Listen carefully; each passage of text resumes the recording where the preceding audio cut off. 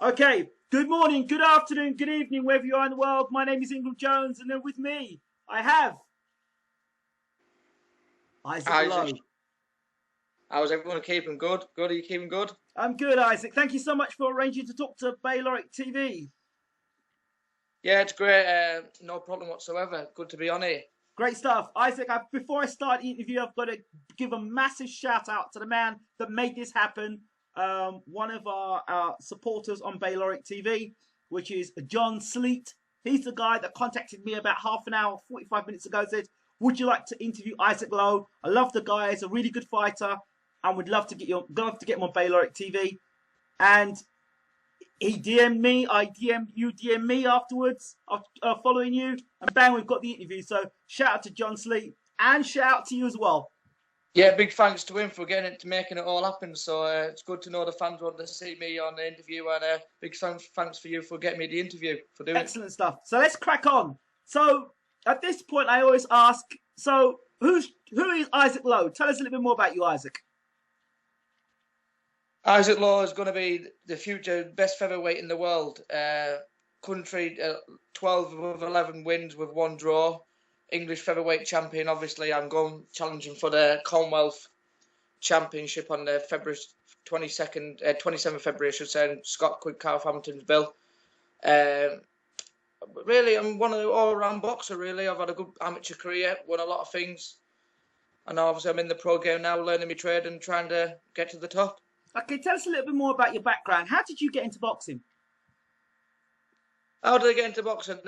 Started when about 7, 8. You know what I mean? As all young kids do, went to school with my mates, so I went to the boxing gym. And at the time, it was just a sport for me. I was into all different sports. I like football. I like everything else. Like a bit of everything when you're younger.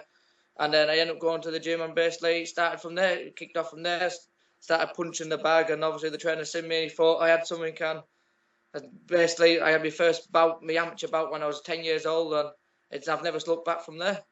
Now, you have a connection to the heavyweight champion of the world, Tyson Fury, and Peter Fury, who trained you for a few fights, I believe. Yeah, Tyson's obviously a very, very close friend of mine. Known him since basically from being a kid. He's like a big brother of mine. And yeah, Peter trained me last year, I think, or the year before. I had about 8 months with Peter. I had 2 fights with him. Great experience. Learned a lot of stuff with them. And yeah, we had a good time together. And obviously do move on Peter, and then was concentrating on the heavyweights. And obviously I had my own ambitions for my own self to move on in my career. So still mates, I'm still with Tyson enough every weekend and on the phone to most days and that. So yeah, we had a great experience. I learned a lot from him. What is it to have Peter Fury as a trainer? I mean, I know a lot of people talk about Peter. I talk about him extensively for the amount of interviews. I've been talking to Peter since 2013, just as he took over with Tyson. So from your side as a fighter, what does Peter Fury do as a trainer that makes him so good? He's so, what can I say, how can I put it? He's so focused on his game. He doesn't cut no corners. Everything he's doing is 110%. Like I was saying, like most trainers or obviously when they're with the kids or when they're with the fighters, they put everything for him. But he studies everything, he watches everything, he makes sure you eat your right food at the right time. He's making 5 minutes, if you're 2 minutes late from the gym, he's on your back. Just like all world-class trainers, basically, always on top of you and keep your focus on your job, which is a good way.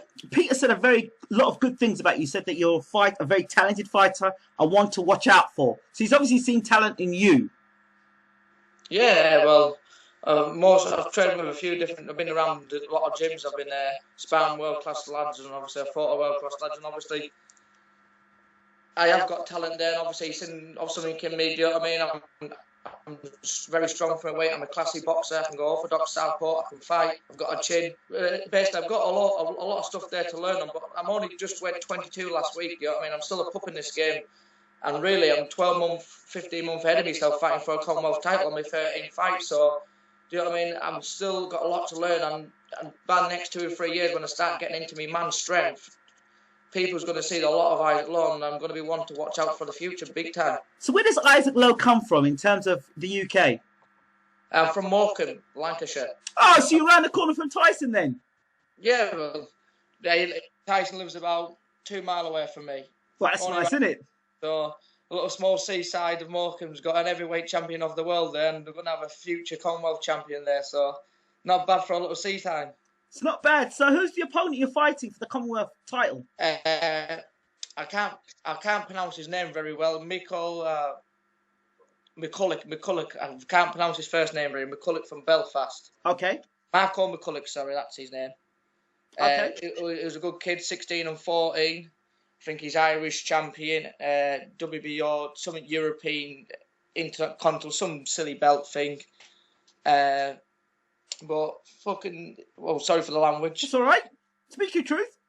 Well, I say, like, he's 14-6. Everyone in Ireland reckons like he's a big, massive prospect, I should say, and they all think high things for him. But he's been knocked out once, and he's been beat by a man called Dai Davis, who I don't think's nowhere near as good as me. So when the night comes, everyone's got him as well of the favourites. But obviously, I like to be the underdog, and I'm going to go in there and I'm going to prove to everyone wrong who is Isaac Lowe and what I am here to do. Well, I don't expect you to get onto this interview and as we're talking, for you to tell me that the guy you're going to fight is going to beat you, and I don't expect you to tell me that you expect your opponent to be better than you. So these are the things I expect you to be saying. And if you didn't say those things, Isaac, I'd be a little concerned about your... Yeah, well, listen, obviously, if you interviewed him now, listen, common sense... Exactly. He's going to say he's going to knock me out, and I'm going to say I'm going to knock him out. But the truth of the matter is, he's bluffing, I mean it. Do you know what I mean? That's the bottom of it. A lot of people underestimate me with my power because I've knocked four people out up to now, out me 12 fights. Yeah. But as I said, in this fight, I've always said, last 2 fights I fought on Josh Watton's undercard when I won the English featherweight title box in front of 12,000 people. Yep. I peaked to the occasion and grew to it. Last time out, I was on Andrew Collar's world title fight in front of 9,000 people. I had a good battle with a lad called, what's his name? Ryan Doyle from Gorton. Got a draw with, which I thought I nicked it by 2 rounds, but it was a classic of a fight. Could have been fight of the year. So listen, I thrive for occasions, and I've always said, and I couldn't fight in no bigger of an occasion in front of 23,000 people, Irish, English, Scotch, Welsh, you name it, going mad. So it's going to be another occasion where I'm going to peak, I'm going to prove in front of everyone on Sky Pay-Per-View I'm going to be worth it in the future to watch. You know, over the weekend, Robert Guerrero fought Danny Garcia. And one of my criticisms of Robert Guerrero, for anybody who tuned into the live show, one of the criticisms I made was that Robert Guerrero fought the best fighter on the planet at the time, which is Floyd Mayweather. He fought him. And if you get schooled by the best fighter in the world, surely you think to yourself, okay, I got beat by the very best out there. When I go back to the gym, I'm going to ensure that I kind of improve on the mistakes I've made so to make me a better fighter. And I often hear fighters say, you know what, I didn't do well in this fight. And they come up with all the excuses and they can come up with everything and they say, this didn't go right, that didn't go right, you know. I say, okay, fine, fair enough. We have good days, we have bad days. And, you know, sometimes it clicks and sometimes it doesn't. But the fact when it doesn't click and you still get the win, well, that's a bonus. So you can go to the gym and generally you fix things and you can see the improvement of the fighter. Robert Guerrero has fought the same way in every single fight. So I go this to link to now Isaac Lowe. You had a draw in your last fight, you said? That's right, yes. How does Isaac Lowe improve on his last performance, and what does he do to make sure that those things don't happen again if he's seriously thinking of going on to world honours? I realised I stopped being like a boy and I come into a man. Basically, taking the game serious, but realising when you're a classy boxer and you're a good boxer, you don't stand there and fight with people who's a lot stronger than you. You don't stand and have a war. You use your ability of all angles and all cases. You do what you do to win fights. And in that fight, I didn't listen to a game plan. Obviously, I was unbeaten. I was English champ. I thought I could take on the world. You know what I mean? I thought I could beat whoever in front of me. I thought I could walk for everyone. But at stages in life, obviously, you realise I couldn't walk through Ryan Doyle. He was a tough kid. But I stood toe to toe. And obviously now I learned that, like, in that fight, I got hurt with a body shot. He got me with a peach of a body shot. I didn't go down. I ride the storm. I come through a lot in that fight, realizing now what you've got to do in boxing. If you want to make it, you've got to know you're going to take hard shots. You've got to be hurt, because if you're fighting the world's best, or you're going to fight good lads, you've got to get hurt at some point in the fight. And it's about mentally how strong you are to take them shots and come back with your own and ride the storm. So I learned that fight was me the best thing that could ever happen in my career, because now I know I've been hurt. I can ride the storm. I can grind 10 hard rounds out or 12 hard rounds when I need to. And now I know when there's someone in front of you who's strong with you, you've got to box. You've got to use your ability. And that's what I'm going to do on February the 27th.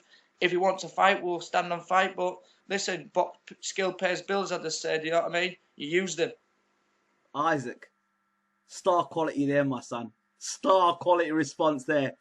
So let's talk about the British featherweight scene, because you're a featherweight. Let's talk about who's around in the top 10 and where you see yourself in the future. Of course, you've got the Commonwealth fight, but let's talk a little bit about the top 10. I'm not sure of the top 10 myself, but tell us the guys around you that you think that'd be nice in the future. To be honest with you, you're going to think I'm crazy. The same professional boxer and English champion fighting for a Commonwealth. I don't really look at around my opponents or look around in the top 10. I take fight by fight. Okay. I only look at the people fighting. But I know obviously Lee Selby's world champion IBF, which is obviously he's miles ahead. You've got Josh Warrington, who's ranked number 2. Obviously, he's just at the back of him. So they're just up there. They're a couple of years in front of me, obviously. Do you know what I mean? And then you've got Ryan Welsh, who's British champion, who boxed last week against someone Taylor, who knocked him out in the 5th round, which is boxed well. But Ryan's obviously, again, I wouldn't say he's too far in front of me, but obviously he's a couple of years ahead. He's not a couple of years in boxing times, but he's got his strength on me. Do you know what I mean? Yeah. Which obviously that's not what I mean. By the end of the year, I'll be coming into my man's strength and I'll be picking up. And apart from them, really, you've got Lee Wood. Do I see him as a threat? No. Do you know what I mean? Could I beat him? Yes. Anyway, and you've got who else is there? There's a Sam's. I've got his name now. He boxed Ryan Welsh. And Ryan Welsh. I can't pronounce his name. It's a funny name. Samuel, someone it is from Hull. I think he's from Samia. Is it Samia? Okay, it might be Samia. I'm not sure. Yeah, he boxed Ryan Welsh. I think he's number 5 or so. Again, good. He's all right, tricky, but I can listen. Apart from the top 2, I think I could beat anyone in the top 10. To be honest with you, obviously Josh Warrington. I train with Josh most days. He comes down sparring millions around with Josh, and obviously Lee Selby and all them. Obviously the 2 or 3 years in front of me. Do you know what I mean? I'm not going to come on in and say I'm going to beat Josh Warrington up. I'm going to beat Lee Selby, or I'm not going to come in and say I'm going to call every boxer out, because I'm not here to call boxers out. Do you know what I mean? Yeah. I take fight by fight, and if the fights come at the right time, I'll only fight when it's my turn. I won't fight for someone who wants to fight me because they've got their age on me, they've got their peak in front of me. I'll fight when I'm ready to fight, and I'll fight when I'm comfortable to fight my way. Very intelligent there, because there's a situation, I don't know if you've heard of these 2 fighters, Billy Joe Saunders and Gennady Golovkin. It's interesting that you said what you said about the whole picking the right fights at the right times, and I'm not saying you're avoiding anybody, but just taking the right fights at the right times. Gennady Golovkin and Billy Joe Saunders. There's a lot of people out there that are shouting down Billy Joe Saunders and saying he's a coward for not fighting Gennady Golovkin. But Gennady champion for 3 weeks. He's been champion for 3 weeks. I knew in the world of mine, when you first win a world champion, is going to defend it against the world pound for pound strongest man in my eyes, the world's best at the middleweight. Do you know what I mean? Exactly. Unless, as Billy Joe said, there's a lot of money involved. It's a business at the end of the day. Yeah, Isaac Lowe's in the middle of having his supper, so he's graciously given us this interview, and I like it because it's kind of natural. I like it. So for all my fans out there and who's watching this and seeing me eating me, I show you chicken and spinach. Yep. This is going to make me strong and give me the energy and the strength on the 27th of February, come the Commonwealth champion, and give me wings. And it goes down like this. So it's a chilling with Isaac Lowe. That's the one. So you're in total agreement then with the whole Billy Joe Saunders thing? Would you say? Hello? Hi. You broke up there. Yeah. You're breaking up again. I think it might be your connection. There we go. Play it up now. Yeah. So your belief in the whole Billy Joe Saunders thing and the negotiations with that. You actually support Billy Joe and what he's doing? Yeah, correct. At the end of the day, he's worked his full career and his full life as a dream boy, like any boxer who's doing it, become a world champion, and to go and fight the pound for pound best in your next first defence. I wouldn't say that's ducking someone. I would say that, well, you know what I mean? You must want to. I'm not saying Billy Joe will lose, but at the end of the day, if the money's not right, why go and give a defence like that? I never know the world a champion. You can pick an easier route, I should say, to get an easier first defence, except from going to obviously the pound for pound best, and he is. Do you know what I mean? I don't think no one can beat him at the minute in time, to be fair. But as I said, it's a business at the end of the day. I'll fight McCulloch if there's millions and million pounds involved, like anyone else would. Do you know what I mean? It's a business, so if the money's right, he's gonna fight. If the money's not, he won't fight. It's business. It's common sense. But I don't blame him for jumping in there for nothing and listening to people, because at the end of the day, they're not the ones getting punched in the face. For example, let's say that situation was you. You became champion, and Leo Santa Cruz was your first defence. Correct. What would you do? What would I do? Yeah. Obviously, like Billy Joe Saunders said, if he wants to fight, I'll fight. Do you know what I mean? I believe if I was fighting Santa Cruz, sorry, I can't pronounce his name very good. Yep. I honestly believe in my own head. At that time, obviously, I could beat him, because I wouldn't go into no fight thinking I can't beat this lad. Do you know what I mean? Because obviously, you don't go into a boxing fight thinking that because you beat before you get in the ring, even though the odds is against you. You should never think about your opponent beating you. You should always think what you're going to do to your opponent. But obviously, if I had to defend him first for my first defence, I won an awful lot of money. Do you know what I mean? Because obviously, I'm risking losing my title straight away in my first defence. And obviously, at the end of the day, it's for my career. It's for my family. It's for me. It's for the lot. Do you know what I mean? Yeah. Obviously, I want to have kids when I get older and married. I want to make that they have a good life ahead of them. Do you know what I mean? It's what I'm working for. This is a business at the end of the day. It's my job. Do you know what I mean? Full-time boxing. I want money. I want the money to be right. Do you understand? I'm glad you're saying this, because there are boxing fans, a lot of them on Twitter and on forums, that think that boxers should just go out there and fight the best all the time and it put value for money on, but not secure their families. How important is it for you to secure your family or to secure yourself? Oh, well, it's very important, because at the end of the day, if I did ever make it and I didn't get no money, where do you go from boxing? Do you know what I mean? Where do you go? What do you do? And then when you've been boxing from 10 years old, it's your life. That's why many good boxers are retired and people can't get over it. Do you know what I mean? People, do you know what I mean, can't leave the game, and obviously it's hard. Even now, sometimes I think as a boxer, everyone gets low and everyone gets high. You get your highs when you win, and obviously when you're in training camps, people don't just see boxers as boxers going like get in the ring and they think, oh well, they're getting paid well. They're only having a fight for 32 minutes. They don't realise what goes in the background for 12 weeks, going away from your family, don't see no one, training 3 times there, putting yourself through hell and back. Do you know what I mean? Can't see no one. So at the end of the day, you want something, you want to see light at the end of the tunnel. Do you know what I mean? I know you need money to obviously to go away training, to feed your family, to buy an house, to buy a car. You need, do you know what I mean? Without none of that, life's not worth living. Money makes everything in life. So how do you, social media, Twitter, how does Isaac Lowe maneuver himself across social media with the various fans on Twitter? How do you deal with the hate first? Deal with what? How do you deal with hate on Twitter? People who dislike, people who don't dislike you on Twitter. How do you handle it? I just ignore it. You know what I mean? I've got people who does like me, I've got people who doesn't like me. It's part of parcel of life. Do you know what I mean? People like people don't like each other. There's a lot of bad things going on in this world. So you've just got to take the good with the bad, and you don't look at the bad side. You always look at the positive side and keep your head tucked down. And there's always light at the end of the tunnel, and your wars will come and let you answer the talking.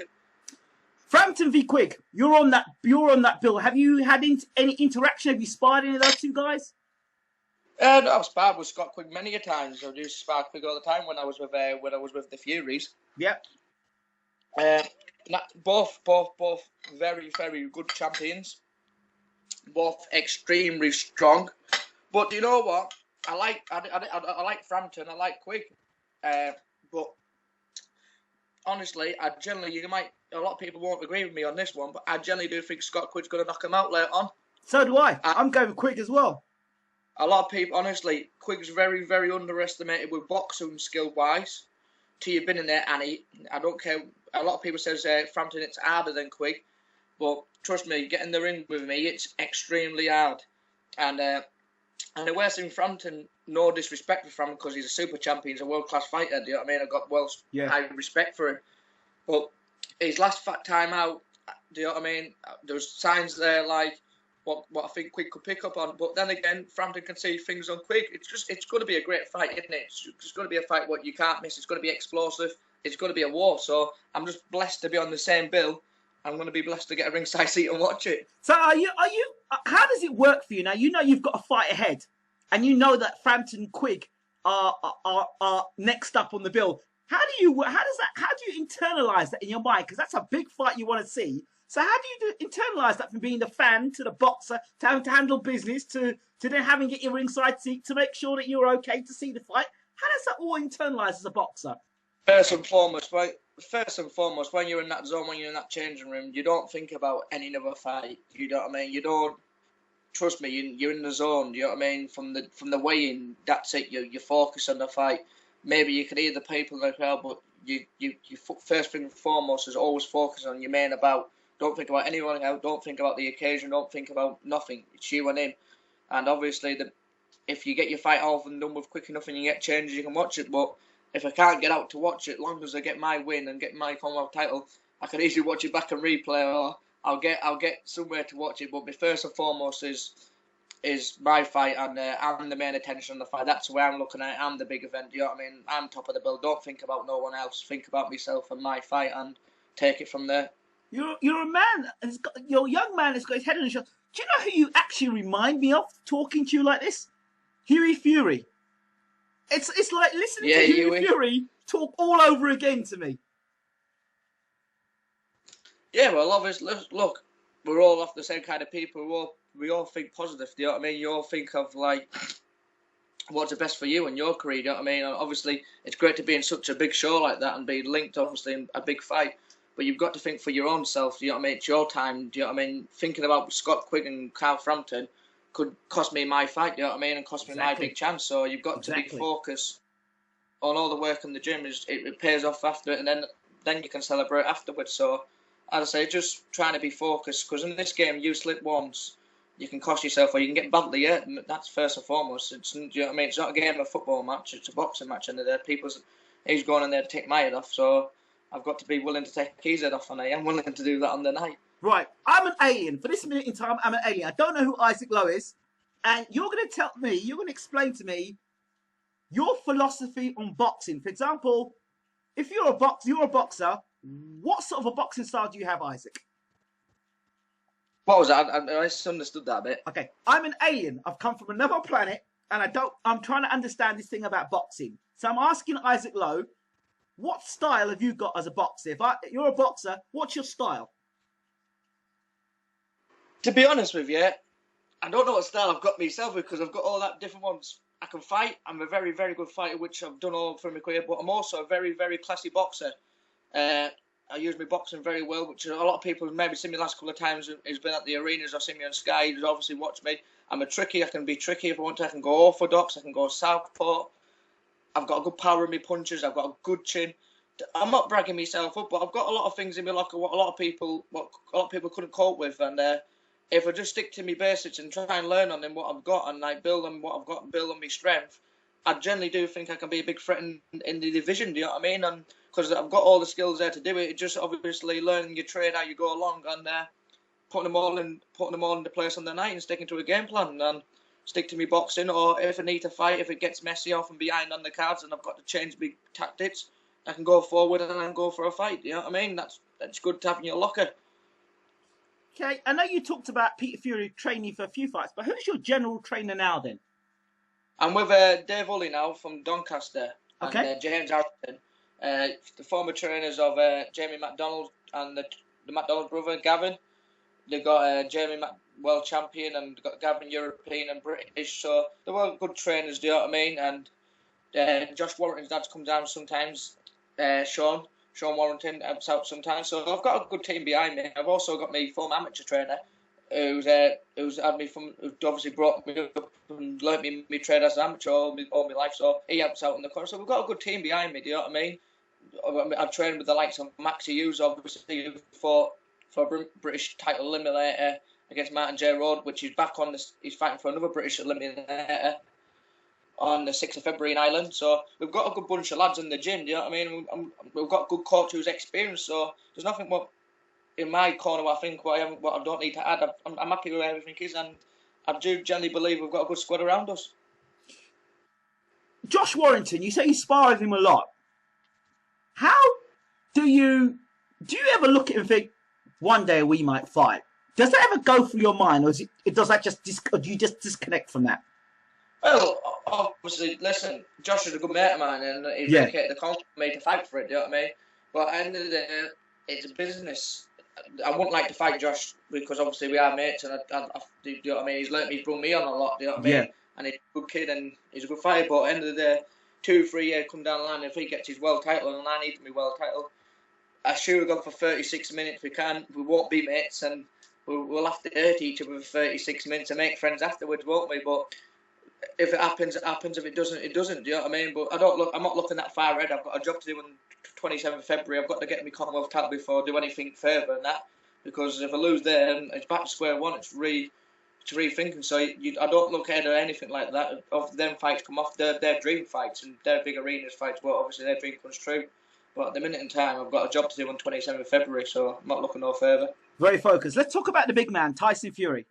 The big man's come under a lot of pressure, a lot of stress recently with the whole thing with the Sports Personality of the Year, the comments that he made, and all the rest of it. But Tyson just being Tyson.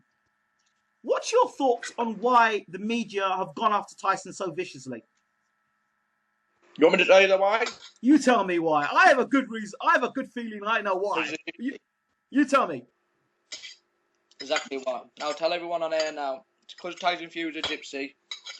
They're on his case. If anyone else, if Anthony Joshua done what Tyson Fury done, beat the heavyweight champion of the world, a legend by the way, 11-year running reign, he'd be all over the press for what he's done, and there'd be no one else who could do it. Do this and that is the greatest.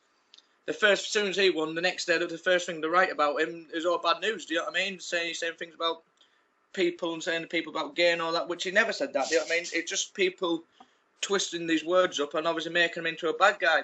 You actually go with Tyson Fury for a day, so I'm going with him. And trust me, I'm not just saying that because he's my mate. He's one of the nicest people God could put on this earth, to be fair with you. He inspires me in so many different ways, to be honest with you. I've seen me going to quit boxing and going to stop, and he's got me up on my feet and took me to the gym and ground me on and told me I'm going to be a champion. And if you don't put the work and, you know what I mean, you don't pay off. And no, I can only say on my behalf, he is honestly, people just, I don't know. Yes, I understand sometimes he's a bit loud, and when he goes to boxing shows, he's obviously swears and that and that. But at the end of the day, it's business. We're here to sell a fight, do you know what I mean? We're here to earn money. And at the end of the day, we're not playing a football match, or we're going to shake his hand or have a game of golf. You're going in there to take each other's end off at the end of the day. But do you know what I mean? You're going into a fight. So if that gets you revved up and gets you in the motion, like get you ready, pumped in for your fight, then fair enough. Do you know what I mean? Everyone to their own ways. But I think the boxing board and I think some of the English press just get behind, pick the bad stuff off him all the time for no reason. Do you know what I mean? For no general reason. Look at, like, David Hayes come back. I'm not being funny. I was just about to mention a name. Now, I'm not even going to say any. David made a comment. He said that his fight of Audley would be as one-sided as a gang rape. He said that. It blew up for about 5 minutes and it was left. Tyson Fury said something, and it's people going on and on and on and on and on.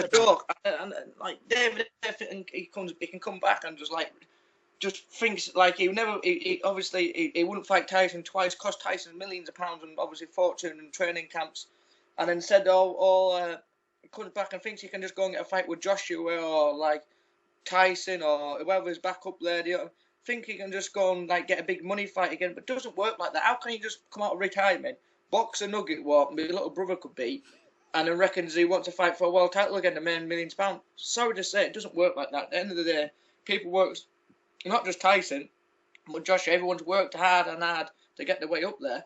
They're not going to go and give that little freak who's packed in boxing, made complaints about broken toes and shit himself every time he had a big fight, to be, if you want my honest opinion. I'm just telling you the truth. And then comes back out because he needs the money, and it's a joke, to be honest with you. And then the English press and everyone gets at the back of him. Do you know what I mean? Fair enough, yeah. He come back from his fight, he done well. Do you know what I mean? He knocked nobody out, to be fair. Let's be honest about the matter. But then they all hype him up. He wants a world title fight again, and David there's and that. Come on now, give it a break. Do you know what I mean? He's had one fight.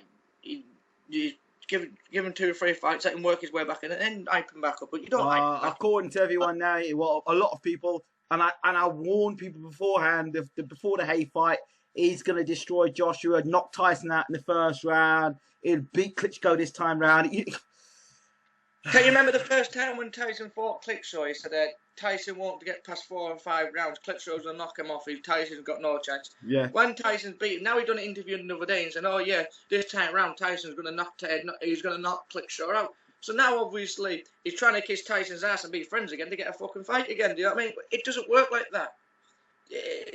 Well, think about it. It pisses you off because he's a professional boxer there, like myself and like many other boxers.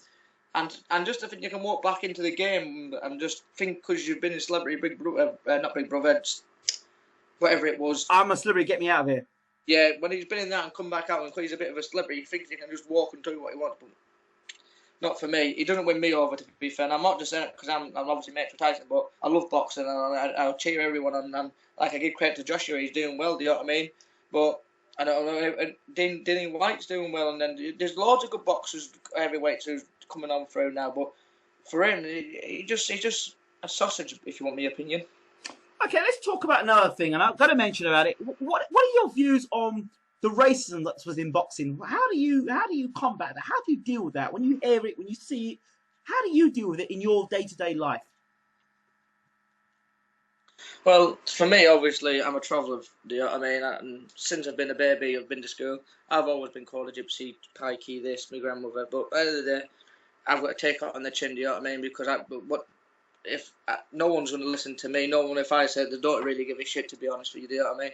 But if I go and call an Asian something wrong, yeah, then I'll be arrested and I'll be doing something wrong. Or if I call some other people different names or all that, it's. But then again, that's what makes me the man who I am today. It makes me stronger, to be honest with you. I find everyone the same.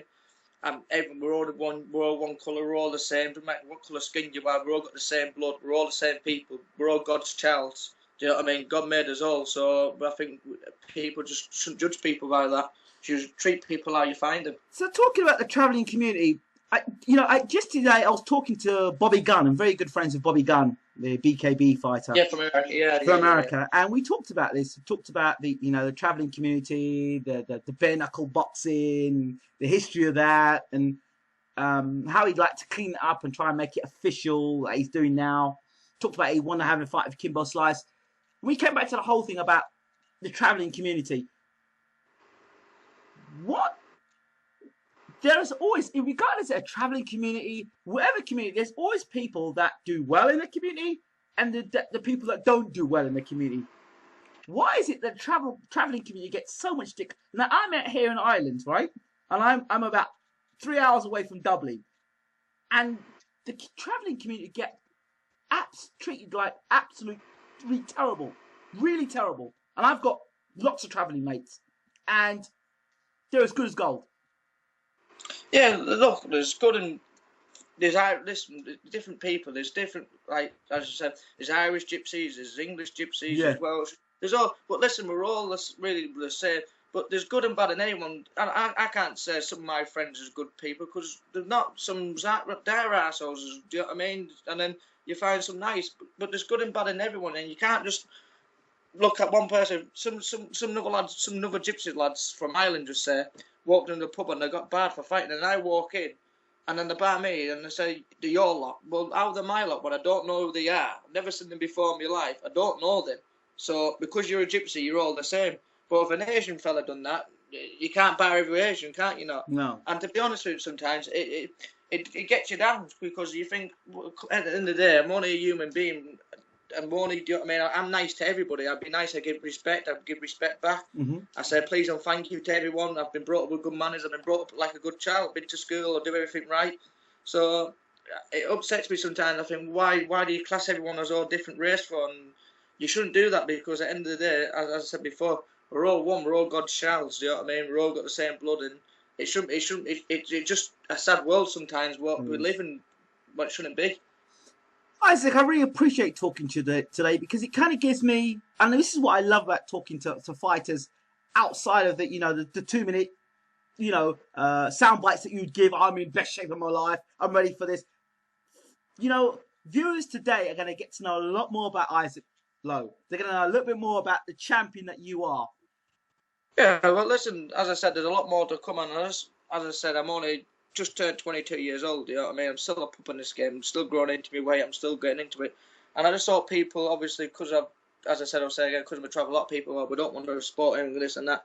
But at the end of the day, we're all one people, and I want people to support me, because I'm flying the flag for my country, and I want us all to be at the back of each other, and I want to bring belts back, not just for me, for my country and for my community, and for like all my friends and family and all my fans, because at the end of the day, the fans as well, the fans, buddy, the fans who buy the tickets and come all over and support you, and they're the ones who you should pay back more than foremost, because they're the one who, if you box and just say America, they're the one who gives a fortune for hotel tickets and fly over. Absolutely. So you should pay it back to them, and let's hope one day I do become a world champion, and I will give a lot back to my fans. I will look after them, because at the end of the day, your fans, without fans, you're no one. And I just want to say big thanks to everyone who's been watching me and out my career. Isaac, thank you so much for talking to Bayloric TV. You now have become a family member of Bayloric, and we want to follow you on the journey and what you do when you have your fights. And who knows, maybe I can get over from Ireland to England and watch you fight. Yeah, well, listen, anytime, let us know, and I'll even sort you a ticket out. What about that? You're more than welcome. It'd be great to have you over. Wow. Thank you, Isaac. Thanks for Isaac, final Eddie, message to your fans and how they can follow you. I just want to say I hope everyone's enjoyed the interview. First time I've been on, so thanks for you for putting me on here. And everyone just keep watching me. Follow me on Twitter. Follow me on Sky. I'll be obviously on Sky pay-per-view my next fight. I'll keep you all updated, and your sport means everything to me, and I hope I can do you all well, and I'll entertain you. You definitely get your money's worth if you come and watch me. So big thanks for everyone who's listened out and who's appreciated the interview, and I'll see you all soon. Tune in on February 27th.